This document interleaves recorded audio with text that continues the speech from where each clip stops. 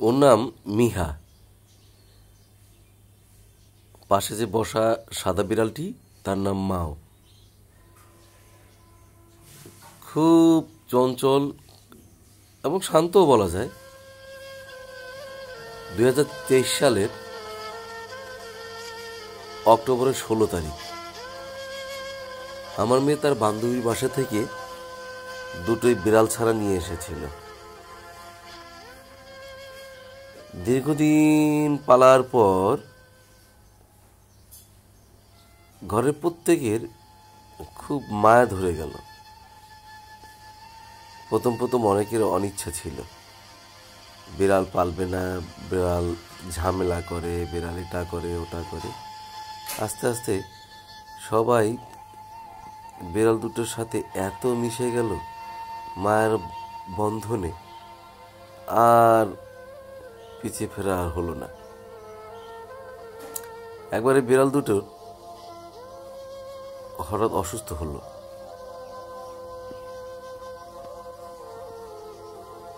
এতই অসুস্থ, বিড়াল দুটোকে বাঁচানো খুব মুশকিল ছিল। হাতে টাকাও ছিল না। বিড়ালের চিকিৎসা করাতে প্রায় 8 থেকে 10 হাজার টাকা লাগবে। তো ঘুরতে সরকারি হাসপাতালে গেলাম। ওখানে চিকিৎসা করে অল্প টাকার মধ্যেই তারপরে বিড়াল দুটো সুস্থ হলো। সেই পর থেকেই বিড়াল দুটোর প্রতি আরো মায়া বেড়ে গেল। আগস্টের 24 সালের 18 তারিখে মেয়ে বিড়াল নিহার চারটা ফুটফুটে বাচ্চা জন্ম দিল। এই যে বাচ্চাগুলো খেলা করছে, এরাই তার বাচ্চা। এখান থেকে 3টি বাচ্চা মেয়ের বান্ধবী, 3 বান্ধবী 3টা নিয়ে গেল। একটা ছিল, সেটার নাম দুঃখু, অর্থাৎ 2 কানে 2 দিকে কালো ছোপ ছোপ আছে এবং পিঠে, এই জন্য নাম দুঃখু রেখেছিল।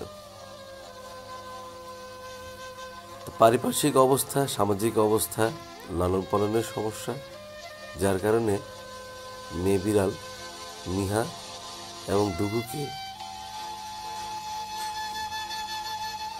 অনেক দূরে ছেড়ে দিয়ে এসেছি। অবশ্য যেখানে ছেড়ে দিয়ে এসেছি ওখানে খাবারের কোনো কমতি নেই এবং পরিবেশটাও খুব ভালো, কিন্তু মনকে মানাতে পারছি না। নভেম্বরের 19 তারিখ অর্থাৎ 24 সাল, সেদিন রেখে এসেছি। ঘরে সবাই খুব কান্না করেছে। আমার মনটা একদম ভেঙে চুরমার অবস্থা। আসলে মানুষ বড় স্বার্থপর। যখন তাদের মনোরঞ্জনের ইচ্ছা হয়, যখন ইচ্ছা হয় আমি এটা পালবো, আবার যখন ইচ্ছা হয় তাদেরকে ফেলে দেয়। আমিও তার ব্যতিক্রম না।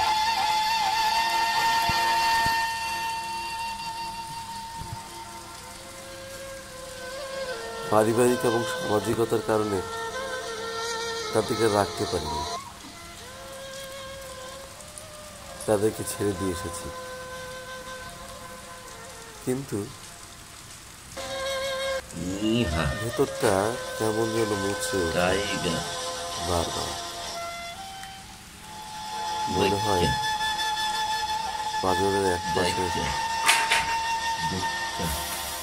ভেতরটা সবকিছু নিংড়ে মুছতে কোথায় যে ফেলে রেখে এসেছি। নিজের অজান্তে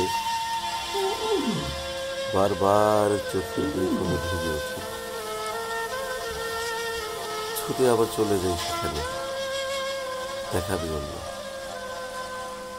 আমাকে দেখে সে কি কান্না!